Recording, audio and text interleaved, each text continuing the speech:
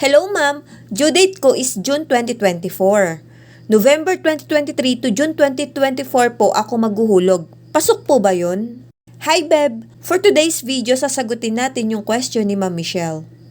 Beb, kung ang EDD mo ay June 2024 at para malaman kung ikaw ay qualified sa maternity benefits, exclude natin ang semester of contingency mo na mula January 2024 to June 2024. Now, ang magiging qualifying months mo ay mula January 2023 to December 2023.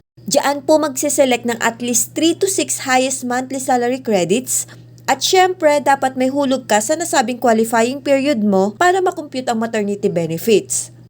Kung balak nyo mag-contribution mula November 2023 to June 2024, ang pasok lang po sa computation para sa maternity benefits mo ay November 2023 at December 2023. Kung 2 months lang po ang contribution nyo, hindi ka po qualified sa maternity benefits.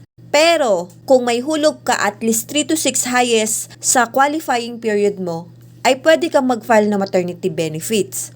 By the way, Beb, pwede ka pa rin naman mag-continue ng contribution mo para naman po iyon sa other future benefits nyo. Sana'y nasagot ko ang inyong katanungan. Thank you and God bless. Follow for more!